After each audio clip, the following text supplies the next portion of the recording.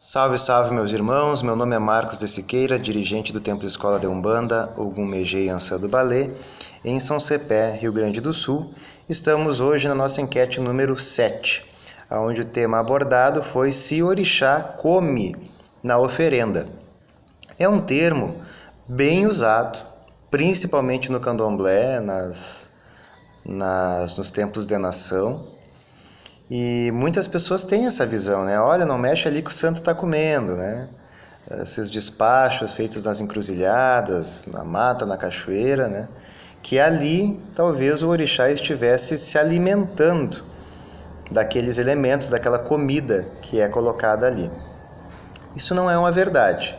Talvez esse termo seja usado para, naquele momento em que esse conhecimento não tinha sido aberto, era a forma que tinha-se de, talvez até trazer um respeito àquela oferenda, aquele ritual que ali estava arriado, como também é um termo usado. Porém, os orixás, como são fontes vivas, divinas, são mistérios em si mesmo, eles não precisam alimentar-se de elementos materiais, né? Porque eles são a fonte emissora do plano divino, das energias, dos mistérios divinos. Então a oferenda, quando é feita para um orixá, aqueles elementos que ali estão, eles são usados em nosso benefício. Na realidade, aquela oferenda acaba sendo para nós mesmos, né? Existem vários tipos de oferenda: oferenda propiciatória, oferenda de apresentação, oferenda de consagração, oferenda divinatória. Existem vários tipos de oferendas, porém, todos eles é para que aqueles elementos que ali estão colocados, que são elementos que foram fatorados por aquele orixá, por aquela divindade, elementos que constituem um poder energético, um fator daquela divindade que está sendo oferendada, para o benefício da pessoa que está ali ritualizando e entregando, oferecendo aquela oferenda. Lembrando que oferenda não foi uma criação do candomblé, muito menos da Umbanda. Oferenda existe no mundo desde que o mundo é mundo.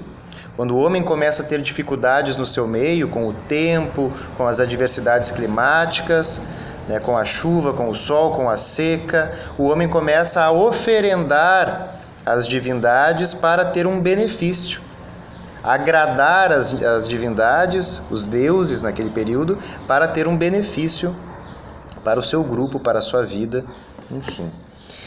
Quando nós falamos em oferenda para entidades espirituais, aí é um pouquinho mais amplo o campo que pode ser usado. Por quê?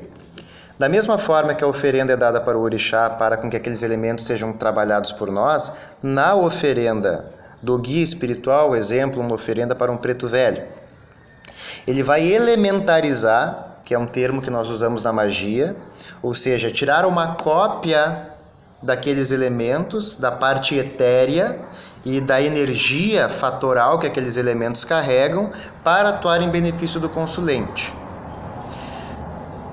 Por outras vezes, por os nossos guias espirituais constantemente entrarem em conflitos, em choques energéticos, para nos defender, para defender algum consulente que consultou com ele, ele pode desgastar-se e levar choques energéticos que prejudicam o seu campo perispiritual, energético.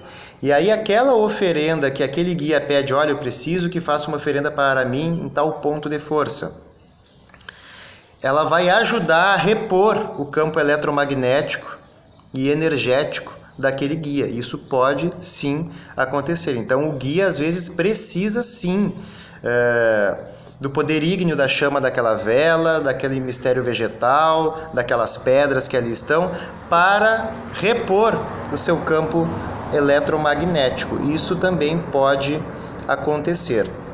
Então, na realidade, as oferendas, elas existem desde que o mundo é mundo, desde que as religiões começaram a existir.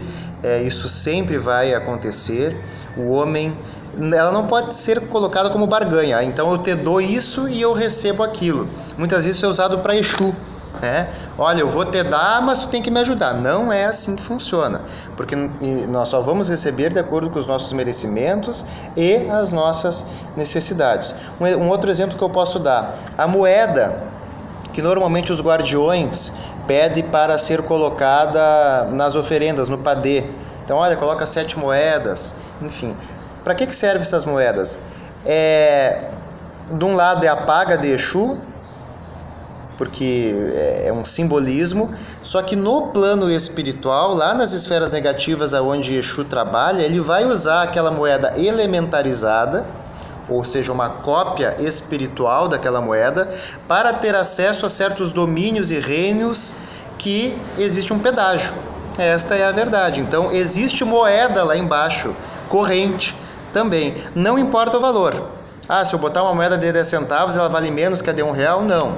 Mas o guia, o Exu, o guardião, a pombagira, ele precisa daquele elemento aqui para plasmar ele no plano espiritual e lá ter acesso a certos domínios, dimensões, reinos, aonde ele não teria sem ter essa troca, esta paga. Isso também acontece.